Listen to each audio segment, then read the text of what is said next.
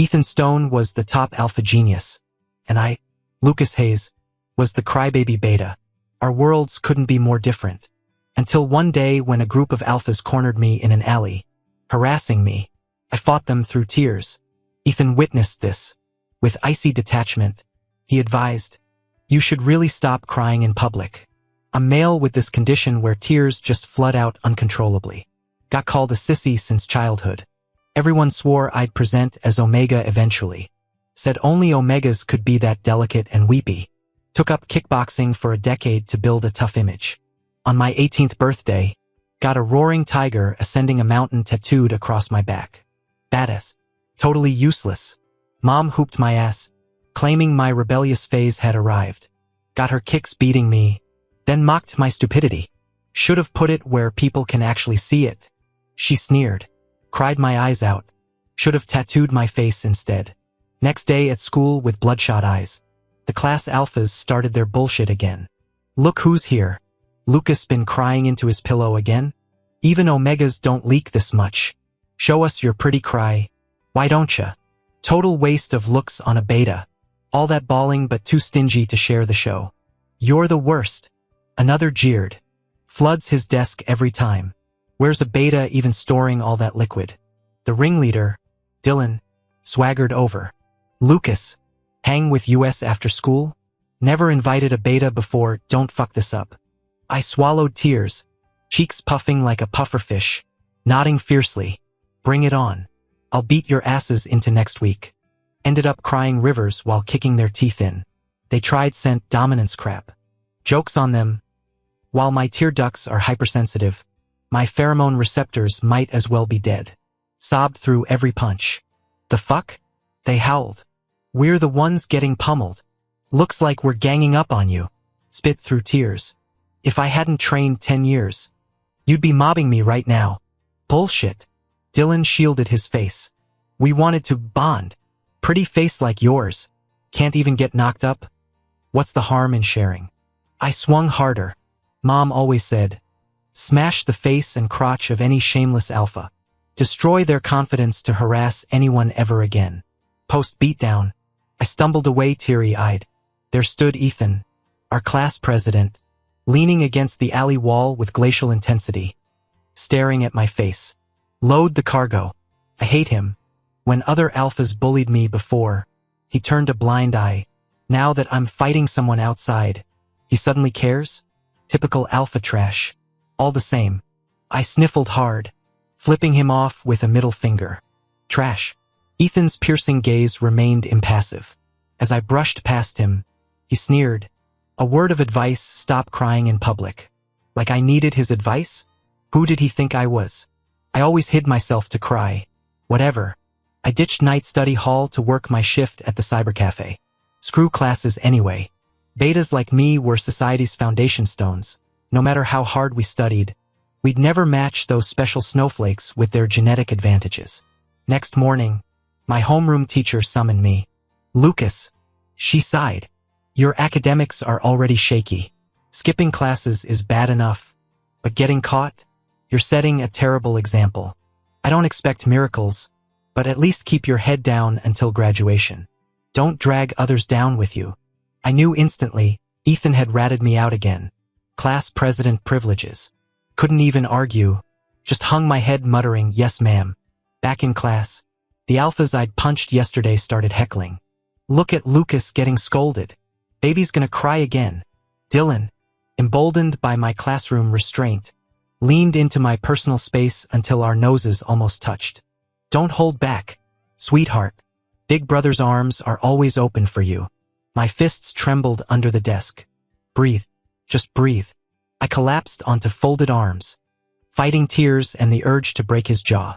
Still Dylan yanked my hoodie, trying to lift me. Dylan. Ethan's voice froze the room. 2 syllables. No raised volume. The alpha hierarchy in action. Top-tier Ethan didn't need commands. Dylan slunk back to his seat like a scolded pup. That's how it worked. Ethan. Elite alpha. Academic prodigy. Effortless leader. Omegas blushed, bringing him calculus problems. Betas stole glances between textbooks. Even the jealous alphas couldn't deny his genetic lottery win. I didn't cry. Peering through my sleeves, I watched the classroom's worshipful gazes lock onto Ethan. The Hayes family might be society's foundation, but the Stone family? They built the damn cathedral. Some people are destined to be laughed at no matter what they do. Like Ethan. Like me. I averted my gaze, rubbing my face as I tried focusing on the lecture. Understood nothing. My brain's never been wired for academics. The only thing I've ever committed to was mixed martial arts. No matter how hard I studied, I remained below average. Mom never minded, saying she'd be content if I just grew up healthy. Gradually, I stopped caring too. But being tattled on by Ethan and then having him pretend to bail me out with teachers? That stung. I glanced at Ethan leaning against the window, also zoning out. If we're both skipping mental notes, why's he valedictorian while I'm scraping bottom? Frustrated, I bared my teeth at him in frustration. He turned abruptly, crystalline eyes locking onto mine with raised brows. His lips moved soundlessly, like I could read lips when I barely grasped spoken words. Huffing, I faced front, zoning out until the teacher's voice snapped me alert. Ethan, Mrs. Wilkins tapped the whiteboard. Your take on this problem? Even I knew option B was obviously wrong. B. Ethan declared without hesitation. The class tittered as our teacher sighed. Even stars stumble. Pay attention, Mr. Stone. Unfazed, he sat while Mrs. Wilkins' gaze landed on my smirking face. Lucas, care to share your wisdom? I stared at remaining options. A. Progress. She waved me down without follow-up. Smugly, I shot Ethan a victory glance across the aisle. His profile remained angled toward the window, faint smile playing on lips. We were both staring at the same glass pane, yet I suddenly felt his reflection meeting mine. My pulse stuttered as I whipped around, cheeks burning. The classroom air grew stifling. Definitely coming down with something. I quickly went to ask the teacher for leave, claiming I had a heart condition and couldn't breathe properly. The alarm teacher immediately approved it, even unnecessarily asking the class monitor to escort me to the hospital. That jerk was stealing my oxygen. I stormed out of campus fuming, while Ethan casually trailed behind me with his annoyingly long legs. Why choose A? He suddenly asked. Took me a moment to realize what he meant. I smirked triumphantly, because A's obviously the right answer. Jealous I got it right? Ethan closed the distance in 2 strides, tilting his head mockingly. With your pea-sized brain? You guessed, didn't you? Though true, I refused to let him expose me. My eyes burned with humiliation I desperately tried to contain. Ethan watched my face intently, eyes glittering like he was anticipating something. An instinctive chill ran down my spine. If I cried now, he'd get whatever twisted satisfaction he wanted. Maybe worse. I shoved him hard. What are you staring at? Those sculpted fingers theatrically rubbed his chest as he drawled. Watching for heart attack symptoms. The words made my pulse skyrocket. My breathing turned ragged, first shortness of breath, now hyperventilation. Terrified tears spilled over. I genuinely thought I might die. Ethan's cheeks flushed unnaturally. His ice-cold fingers caught my tears, voice dropping husky. Know why I chose B? Because you're an idiot. I tried kicking him. He took the blow without flinching, callous thumb scraping my tear-stained cheek until it burned. Leaning down, he inhaled deeply near my neck. No pheromones. Humiliation fueled my next kick. He absorbed the impact, grip unrelenting as his breathing turned ragged against my skin. With a faint smile, he said, though B isn't the correct answer, it's the option I want. Lucas, let me remind you again, don't cry in front of outsiders. You fucking count as an outsider too. I aimed a punch at him. He effortlessly caught my wrist, stating calmly, I've trained in MMA. Fine. The one thing I was good at meant nothing against him. I hailed a cab to the hospital. Ethan blocked my path. Why the hospital? My heart hurts. Seeing a doctor. Ethan's eyes lit up. My family owns hospitals. I know basic medicine. Come to my place, I'll check you. What doesn't this rich kid know? Wait, are you legal? Why? Minors can't get cardiac exams alone. He looked dead serious. I counted on my fingers. Turned 18 3 days ago. Ethan patted my head with weird fatherly energy. Good.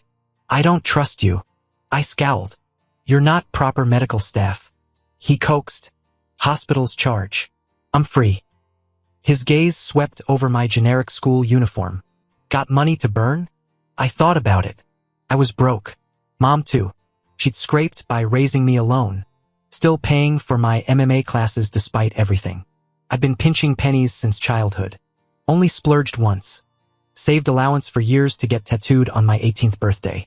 Shouldn't burden Mom over trivial shit. Swear you won't scam me. Ethan swore, taking me to his mansion. Empty. Echoey. He led me to the basement filled with strange equipment. A blue and white room held a single bed. Sit. He produced a stethoscope, pressing the diaphragm over my heart. His lashes, long, straight, veiled those perpetually cold eyes. My pulse raced again. Needed distraction. Why's your house look like a hospital? Ethan raised a finger to his lips. I shut up instantly. I stared at him blankly. After listening for a long time, he motioned for me to put on the stethoscope. I hesitated for a few seconds before reaching to take it. When I pressed the earpieces to my ears, thump, thump, thump. The enormous, rapid heartbeat sounded deafening. My eyes widened. So I really do have heart disease. Panic surged through me. The next moment, Ethan placed the stethoscope against his own chest. His heartbeat was louder, yet steady and measured. This was what a normal heartbeat sounded like. Oh God, I'm dying. Tears burst forth before my panic fully registered. My mom couldn't afford treatment. What would happen to her if I died? I started crying so hard I could barely breathe. Ethan stared at my tear-streaked face, shoulders trembling with suppressed laughter until his own eyes turned red. After what felt like forever, he wiped his face and began untangling wires connected to red, green, and black probes. As he attached small circular pads to my body in places I couldn't name, he murmured, "So this is the normal reaction. Interesting. Like hell it's interesting." He didn't react to my insult, simply lifting his gaze. "Take off your shirt and lie down. I'm doing an EKG." I pressed my lips together and obeyed. Just a beta.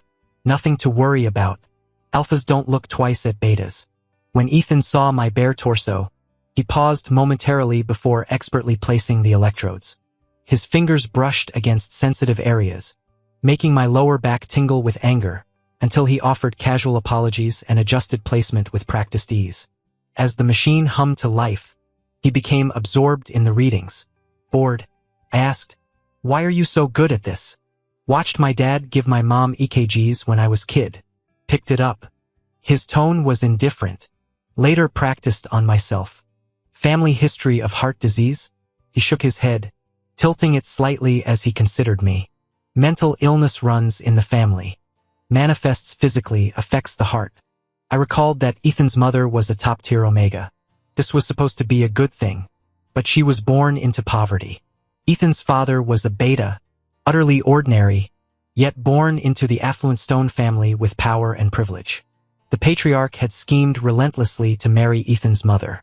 After the pregnancy, her congenital heart condition began manifesting, stabbing pains requiring constant cardiac monitoring. He built an in-home medical suite rivaling small hospitals, dedicated solely to her fragile heart. Ethan presented as an alpha at 12. His mother died that same year. The patriarch despised his son, blaming him for the heart condition. The slightest misstep meant brutal beatings, locked in lightless rooms for days. By the time his alpha traits stabilized, Ethan's own heartbeat had become erratic, mild palpitations escalating to crippling chest pains and blackouts. At first he'd track the data himself. Eventually he realized no one cared. He stopped bothering. The cardiology wing gathered dust until today. I'm its first patient in years. Ethan leans against the examination table, long legs casually crossed as he studies the EKG printout. Your heartbeat's remarkable, like your eyes. His voice holds clinical fascination. Precise, unclouded. I suck at poetry. The comparison feels strange. At least my heart's functional. Still, his childhood horror story claws at my throat. Tears erupt before I can stop them. Ugly, snot-dripping sobs shaking my whole body. He watches with detached curiosity. The bastard. Probably memorizing how grotesque I look crying. I try choking back the tears, but my traitorous body won't obey. Worse, Ethan chooses this moment to remark. "You'll believe anything, won't you?" The waterworks cut off mid-snivel. Damn, he played me. Rich assholes, no exceptions. My fist flies toward that smug face. He catches my wrist effortlessly, guiding my trembling hand to peel off the last electrode. His cheek presses against my still racing heartbeat. "Don't be angry. Half-truths make better stories." His breath ghosts across damp skin. "But really, if I spun pretty lies, would you even know? Maybe not. But I'm resilient. Cry it out, throw punches, move on." What I can't handle is his forehead resting against my sternum like we're sharing secrets. I shove at his shoulders. "Get off." A damp sensation spread across my chest. For a moment, I thought Ethan was crying. My hand stilled as I looked down. Bullshit tears. The bastard was smearing saliva on me, right over my heart. "Weirdo. What are you doing?" Ethan paused, lifting those dark eyes to meet mine. After consideration, he answered, "Disinfecting. Pain relief." My mom did say saliva had healing properties. Who knew spit could be this magical? Even mending broken hearts. Do all alpha secretions work differently from beta ones? Ethan's eyelids lowered briefly before reopening, his gaze turning obsidian dark. "Lucas," he said with deliberate weight, "you're practically—" His throat worked. "Walking enticement." The hell I was. I'm upstanding citizen material. Shoving him away, I snapped, "Disinfecting my ass." My heart's racing like crazy now. "Bet your mouth's venomous." Ethan pinned me against the wall, rising to his full height. A smirk played on his lips. "Taste it yourself if you're worried about poison." Next thing I knew, his mouth crashed against mine in chemical warfare. My face burned crimson, lungs forgetting how oxygen worked. Definitely toxic. Since I didn't die instantly, this had to be slow-acting poison. Asshole. When Ethan later guessed my thoughts, his shoulders shook with silent laughter. Yet at school, he maintained that ice prince demeanor. Unlike me, either grinning like an idiot or face-planting on desks during meltdowns. So unfair he got to be cool while I embarrassed myself daily. 2 weeks before senior year seating reshuffle, Ethan visited the faculty office. Our homeroom teacher announced emergency academic pairings. Top student with bottom performer, second ranked with second to last, etc. Most honor roll kids protested about disrupted study routines.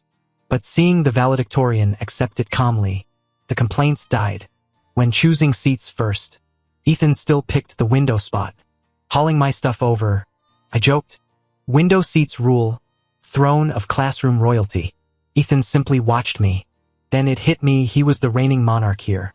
King of academic rankings. Me? The court jester scraping the bottom. I don't even know what I was so happy about. The joy vanished instantly as I buried myself in organizing my textbooks. Under the desk, Ethan quietly grasped my wrist. His cool fingertips pressed against my pulse, applying gentle pressure. "Lucas, your heart condition is acting up. You should come to my place for a checkup today too." He had the nerve to say that. Ever since he poisoned me, my heart had been getting worse. The closer I was to him, the more severe the episodes became. Might as well get it checked. "Is your house empty again?" I asked curiously. Ethan paused slightly before answering. "Usually, after my mom passed, it's mostly just me going home." How pitiful. He was this golden boy alpha, yet shared the same tragic background as me. I might be broke, but I had a mother. He had nothing but money. Feeling brotherly, I slung an arm around his shoulders and patted his head. "Don't worry, I'll keep you company at home." Ethan blinked slowly, locking eyes with me. "When's your birthday?" I puffed out my muscular chest proudly. "January 1st. You're definitely younger than me." He smiled faintly. "Then I suppose you can be called brother." Now I had an awesome alpha younger brother. I accompanied him home, and he examined my heart. After each checkup, he'd disinfect me. Felt so good I never thought to refuse. Gradually, the disinfection expanded from localized areas to full body treatment. I was shocked. Do I have poison all over my body? Ethan covered my eyes, his voice husky. Don't look at me. Lucas. Only this part. It's too pure. I want to keep looking, but it scares me to. I didn't understand. If it was so pure, why was it scary? Did he hate me? My heart ached. Tears welled up behind his shielding hands. He liked seeing me cry, so I'd just cry then. True enough. Ethan released me and stared blankly. Why tears? Does it hurt? He kissed my eyelids, catching the moisture on his lips. A bit salty, I said, feeling happy again. I must not only have heart disease but also be mentally unstable, switching between tears and laughter so abruptly. This was serious. I scrambled off the hospital bed, hastily dressing to escape. Ethan seemed to enjoy watching me panic, observing my frantic movements in silence. When I reached the main entrance, I collided with a man, a handsome middle-aged man with graying temples. His brooding eyes looked down at me sitting on the floor before shifting to Ethan who'd followed. His lips twisted into a counterfeit smile laced with shadows. Ethan, you're truly my flesh and blood. Only in this aspect do we share resemblance. He crouched, gripping my chin with clinical detachment. A beta? His empty eyes showed no inflection. What then? Should Ethan repeat his mother's tragedy? Impossible. Alphas and omegas can't resist their primal pull. You'll be discarded. Confused, I fled. Ethan skipped school the next day. When he returned on the third day, he flinched from my touch. My combat reflexes took over before realizing I'd lifted his shirt. Crisscrossing his back were whip scars, some faded silvery lines from long ago, others fresh crimson welts. Rage burned hotter in me than his nonchalance. Who did this? My father. He answered flatly, adjusting his clothes. What kind of parent? I sputtered. Aren't you supposed to be some supreme alpha? Can't you fight back? Ethan's humorless smile didn't reach his eyes. Silly thing. You wouldn't understand. He kept calling me stupid yet expected compliance. Though furious, I still followed when he asked me to his home. This time, Ethan prepared disinfectant and a thick syringe. The injection site looked wrong. I tried refusing. Ethan gazed at me with pleading eyes, his lips brushing against mine in tender kisses. Don't be scared, Lucas. This won't get you pregnant. How strange. He possessed some magical quality that made me unable to refuse him whenever he did this. My arms ached from hours of 4 drips. I fell asleep in the cardiology room only to wake with a silver chain around my ankle. Ethan was gone. After examining the lock for several minutes, I spotted the key right there on the nearby table. That dummy forgot to take it after our little game. I freed myself and went searching. The aroma of grilled cheese led me to the kitchen where Ethan stood flipping sandwiches. Why didn't you wait for me to come get you? He asked without turning. Because I'm free to go wherever I want, I declared, plopping onto a stool. Ethan's shoulders shook with silent laughter as he turned off the stove. You're such a contradiction, foolish yet clever enough to leave me speechless. He slid the golden brown sandwich toward me. Not curious about the chain? We were playing hide the key, right? I mumbled through a mouthful of melted cheddar. Ethan covered his face, shoulders trembling with mirth. If you say so. Later, as we lay in his bed illuminated by star-shaped nightlights, I felt his warm breath against my neck. That chain belonged to my mother. She never found the key. His mother must have been even dumber than him. The key had been practically glowing on that stainless steel tray. Before I could say this, sleep dragged me under. Since becoming desk partners, Ethan smiled more often. Omegas kept handing me perfumed letters for him. I'd arranged the pastel envelopes on his desk, staring wistfully while he ignored them completely. Those amber eyes stayed fixed on me instead, glowing with something warmer than amusement. You really are as dumb as they say. Huh? I said earnestly. When I was little, my mom took me for an IQ test. It was genuinely low. Not pretending. Ethan massaged his temples before finally saying, I'll only accept love letters from you. Since when did I know how to write that kind of stuff? But getting him to make any request was rare. As his sworn brother, I had to deliver. I copied one online and left it on his desk. He kept it, returning all other letters to me with instructions that whoever collected them should return them. This earned me countless dirty looks. Furious, I stopped accepting anyone else's love letters anyway. They weren't for me to begin with. If they couldn't even muster the courage to hand them over themselves, they were all cowards. Not me, though. I was fearless. Though Ethan never responded, he kept mine. When there were 100 days left until college entrance exams, Ethan took leave again. The forgotten love letter and my visit to his house exploded across campus forums. Even the security footage from the cardio room surfaced, his face blurred beyond recognition, but my flushed, infatuated expression crystal clear.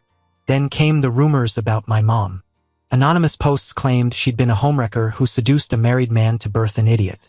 Having failed to climb the social ladder, she'd supposedly trained me to seduce top-tier alphas for upward mobility.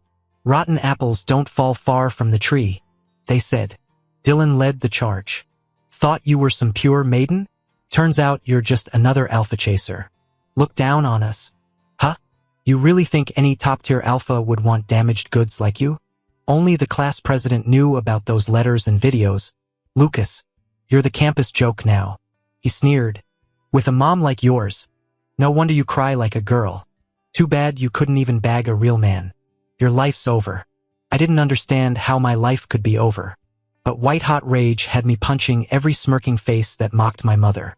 When Mom arrived at school, the principal showed her the evidence. Ethan is our star student. We can't allow anyone to lead him astray, he said, citing my violent tendencies. The other family is furious. Lucas will be expelled. My mom, usually as emotional and quick to tears as me, stayed ice cold. We reject expulsion. Force this, and I'll take it public. Let your precious student explain who's corrupting whom. As for the fights, I taught Lucas never to throw the first punch. Bring those bullies in here if you want the full story. The principal paled, suddenly disinterested in my victims. That family owns this city. You can't win. Psychopaths recognize their own. Mom shot back. I'll burn their reputation to the ground if I have to. After a hushed phone call, the administrator folded. No expulsion, just transfer classes. Mr. Stone was reasonable, saying the expulsion was my own decision and apologizing to me. My mother rolled her eyes and dragged me away. From start to finish, I never saw Ethan or his father. The conflict was solely directed at my mother and me. This hollow feeling kept expanding in my chest, like massive disappointment flooding every crevice of my heart. It wouldn't subside, couldn't erupt, just sat there, suffocating me. The emptiness was so vast it paralyzed my tear ducts. My mother broke down the moment we left campus. Sweetheart, she choked through tears. Did that boy ever formally ask you to be his girlfriend? Did he make any promises? What were those? Necessary declarations? I shook my head. Why would someone like Ethan say those things to me? My voice sounded detached. Mom, I'm just defective. Her sobs intensified. This is my fault.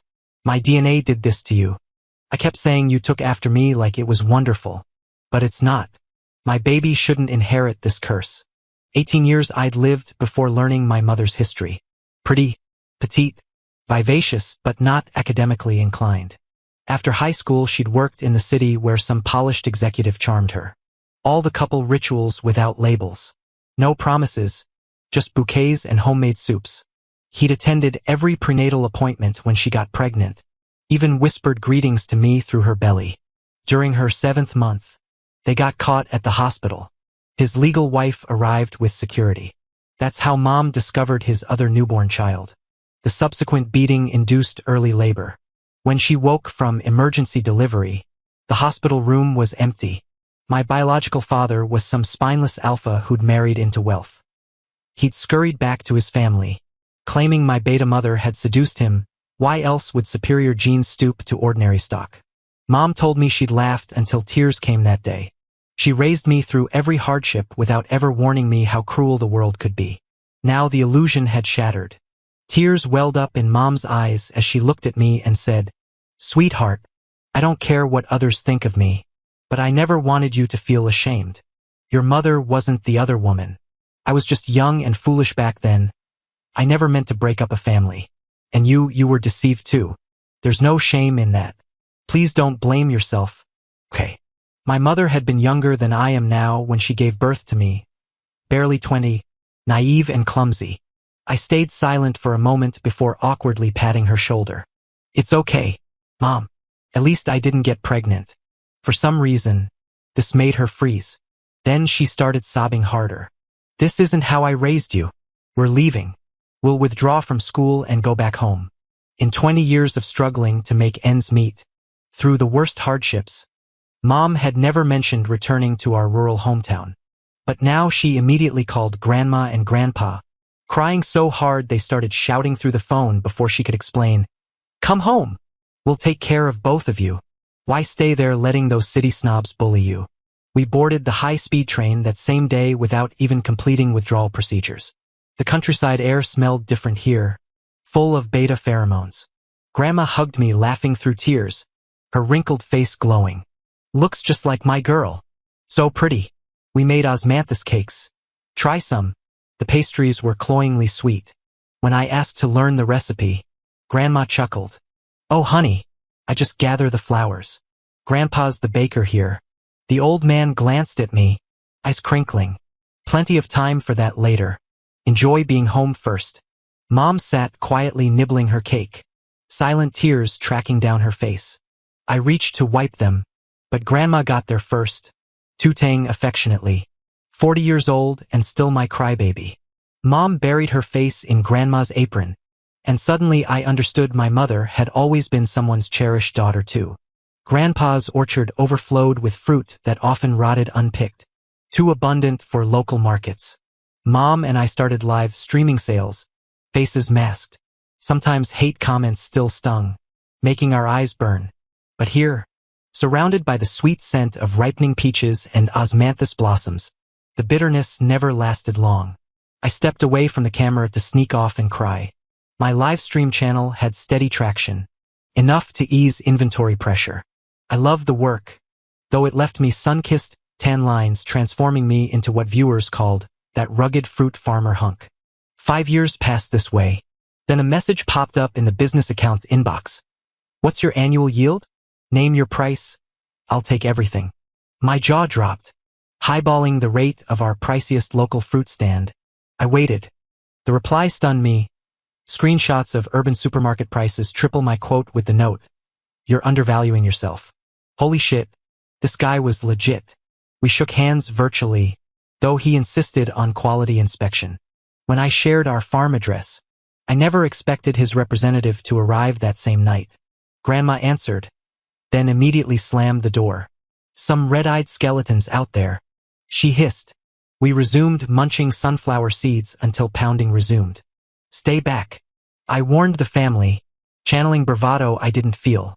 Throwing open the door, I barked, beat it before I. The words died. Grandma hadn't exaggerated.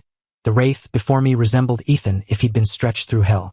My childhood friend turned betrayer stood gaunt, trembling violently when I recoiled. Lucas. His cracked whisper gutted me. It's me. Let me expel. Mom body-checked past me, door slamming against his plea. Please. I can't breathe without.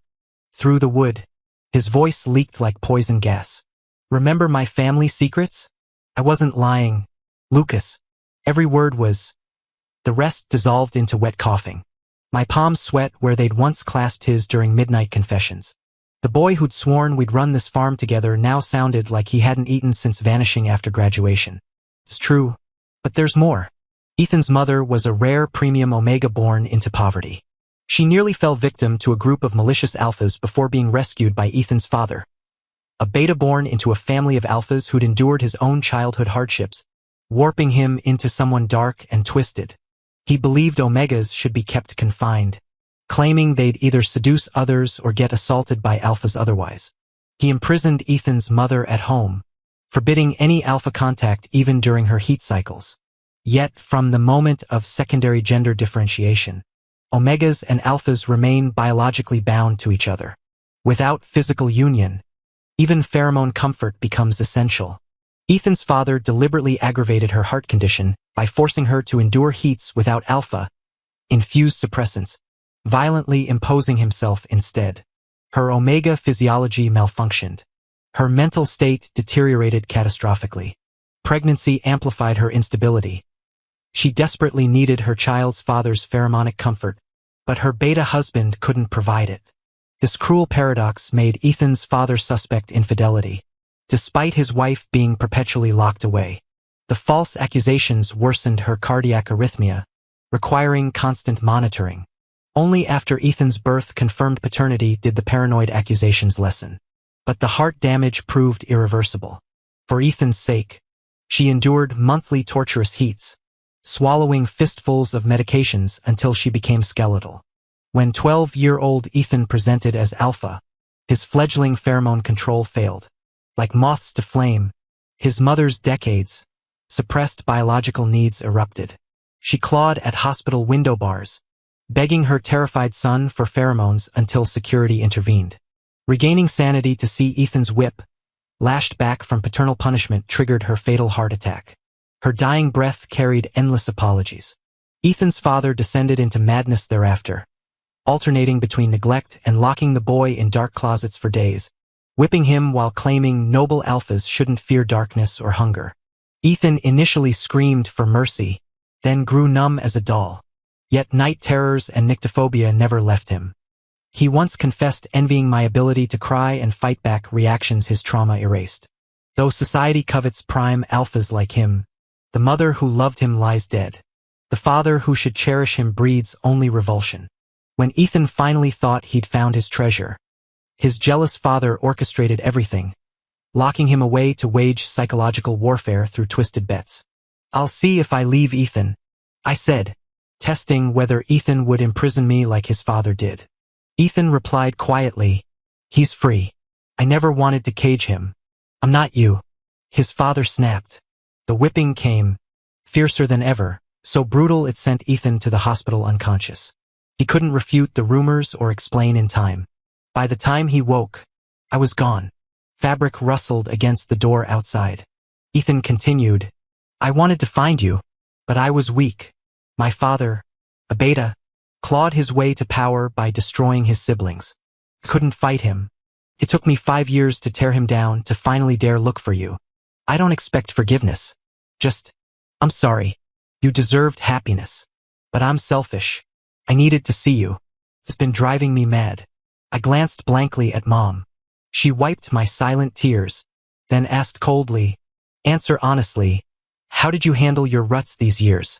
Ethan paused. "I had them tie me up. Ignore me.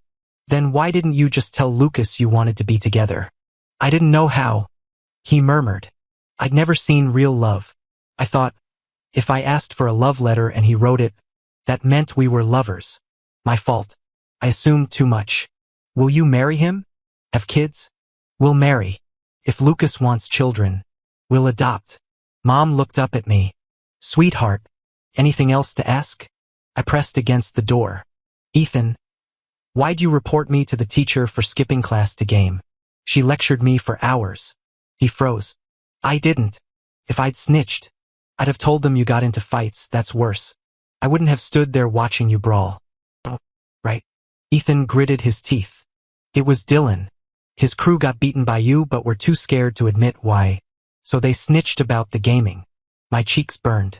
"Sorry. I always blamed you." His voice softened. "I deserved it. My fault you thought that." I whispered. "In class once you mouthed words at me. I never figured them out." "What did you say?" Ethan laughed quietly. "Open the door." "I won't come in. Just want to say it face to face." Mom didn't stop me. I turned the knob. Ethan knelt by the threshold, forehead still leaning where the door had been. He didn't rise, just tilted his head up, smiled exactly like he had years ago, lips parted. The only difference now was the sound. "I love the way you look at me, Lucas. I love you." Looking at me, Lucas. My heart raced wildly, my entire body inexplicably overheated. My lips felt parched as I pressed them together, asking him, "What does love feel like?" Ethan reached out, asking me to give him my hand. He pressed my palm against his chest where the frantic rhythm matched my own. "Love makes your heart lose control. sometimes bursting with joy, sometimes aching with pain. Misunderstandings hurt. Separation hurts. Seeing you hurts. But not seeing you hurts worse. So back then, I never actually had heart disease? You never poisoned me? It was just me loving you? Ethan's already red-rimmed eyes grew brighter. A single tear traced his left cheekbone, landing scalding hot on my skin despite its warmth. He whispered, "When can I hear you say it as a statement?" Then hurriedly added, "Not that I'm rushing you. His voice broke. Want to hear it once." I suddenly turned to lock eyes with my mother, grinning. "Mom, I just realized I never actually told him, 'I love you,' or 'let's be together,' before either. Am I a liar too?" Mom shook her head through teary laughter. "Neither of you are liars. Just fools." She waved us off. "Take this outside. We're too old for this melodrama." My grandparents were already sobbing in each other's arms nearby. So adorable. Kneeling, I cradled Ethan's face, patting his back. "Shoo, no more tears. Ethan, I love you too." He froze mid-sob, lifting his head from my shoulder. "Did you comfort me like this before?" "I don't remember." I chuckled. "Of course you don't, you were asleep, having nightmares, crying so pitifully. But I didn't say it like this back then." My voice softened. I whispered, "Don't cry, Ethan. I'm right here with you." Ethan's eyes widened, twin tears slipping free as his lips trembled soundlessly. Mom suddenly kicked my shoe. "Take your soap opera outside." Humph. Cutting ties with Mom for 10 minutes. The moment we stepped out, Ethan clung to me like ivy, all bones poking against me. "You've gotten so thin. Not handsome anymore." His distress was palpable. "If I'm not handsome, you'll stop loving me?" I nodded solemnly. "I prefer the handsome version." Panicked, he tightened his hold. "I'll eat properly. I'll become handsome again. Don't stop loving me." I smirked triumphantly, patting his head. "Good boy." Ethan has since taken root at my family's orchard, showing up daily to help harvest apples. Ethan hadn't come to collect his daily apple for nearly a month. My complexion had improved and I'd even started gaining weight. Then one day, he suddenly stopped showing up. I was furious. That bastard couldn't even bother pretending anymore. I angrily gnawed on an apple, imagining it was his face. Mom threw another apple at me. "Still eating?" I caught it with my teeth. "They're paying for these, aren't they?" She rolled her eyes. "Ethan's probably in rut. He's staying away to protect you. You idiot. Must be suffering terribly right now while you're here stuffing your face." "But Mom, I'm your actual son." She snorted. "In my 60 years, I've never seen an alpha this rich and this stupid. You better lock him down before he wises up. Even if things go south, that trust fund stays. Go. Don't keep him waiting." The words felt loaded, but Mom's as dense as I am. No way she meant anything deeper. I took off running, chaotic sprinting with purpose. At the cheap motel Ethan always booked, I hammered on his door. Instead of Ethan, some snooty staffer appeared. "Who are you?" She sneered. "His boyfriend." Her eyes raked over me. "You're scentless. Just a beta." The contempt dripped like motor oil. "What's a beta gonna do for an alpha in rut?" I flashed my best shit-eating grin. "None of your damn business." She bristled. "We tried sending Omegas earlier. He threw them out. You think some gold-digging beta slut can?" My boot met the flimsy door. Small-town motels aren't built to withstand fury. The wood splintered like kindling. "Next insult. You're the door," I warned as she fled screeching. The bathroom noises hit me, first pained grunts behind gagged lips. Ethan, heir to the Stone family empire, sat bound under the shower's icy spray. His designer shirt clung to feverish skin, pupils blown black with primal need. "Jesus, Ethan." I killed the water and tore at the restraints. He lunged before the last rope fell, crushing me against damp tile. "Lucas." His teeth grazed my throat, voice shredded. "Should have left me tied." I worked the gag loose. His first coherent words, "Bind me, now, before I." The warning dissolved into a growl as he bit his own wrist hard enough to draw blood. I laughed despite the ache in my ribs. Since when do I listen? Letting a riled alpha nibble? Part of the charm. Then his teeth found my shoulder. Turns out, charm hurts like hell. This wasn't a quick fix. The fierce tiger tattoo on my back, once roaring up a mountain, had been gnawed into a whimpering kitten by whatever drugs Ethan pumped into me. When the hotel staff stormed upstairs to confront me about the shattered door, they froze at the sight. The server girl ignored my pleading eyes, signaled her team to retreat, and locked the bathroom door behind them. "Since you kicked down the main door, Lucas," she chirped through the wood, "I'm sure you'll manage this flimsy bathroom door too. Go for it. I believe in you, bitch." Mom was right, the world's full of wolves. Yesterday's hero becomes today's trapped rat. I couldn't bust through that damn door if my life depended on it. 24 hours later, when Ethan finally sobered up, he scrubbed me clean like a remorseful groom, kicked open the bathroom door like it was tissue paper, and carried me to bed. "Rest," he murmured, brushing flour dust from his hair before heading out to forage for food. I stared at the repaired bedroom door. My face burned nuclear red. I hate people with no sense of boundaries. Who fixes a goddamn door at a time like this? When Ethan returned with sandwiches, I pretended to sleep. He nudged a bite against my lips. "I'm not paralyzed," I grumbled. I know." His smile crinkled the flour smudges beneath his eyes. "You'll need your strength later." I wanted to bolt. Couldn't. The bastard played dirty, dropping his gaze like a kicked puppy, offering me rope with trembling hands. "If you leave," he rasped, "at least tie me up first, so I don't chase you." Ever obedient, I bound Ethan to the bedpost, gag included. Didn't leave. Walking out now would make me the villain who abandons his mess. I loomed over him with a wicked grin. This time, I vowed, tracing the rope burns on his wrists, "I'll reclaim what's rightfully mine." Amber eyes laughed up at me as I fumbled through my grand takeover. Let's be real. I'm all bark. Crying through half of it, cursing through the rest. Betas weren't built for this marathon shit. Worst part? When I offered my apartment keys afterward, Ethan had the audacity to decline. "Lucas," he sighed, eyeing the hotel bed's salt-stained sheets. "It's not that I don't want to live together."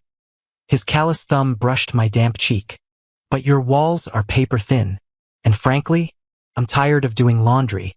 We never invited any betas. Don't push your luck." Ethan snapped.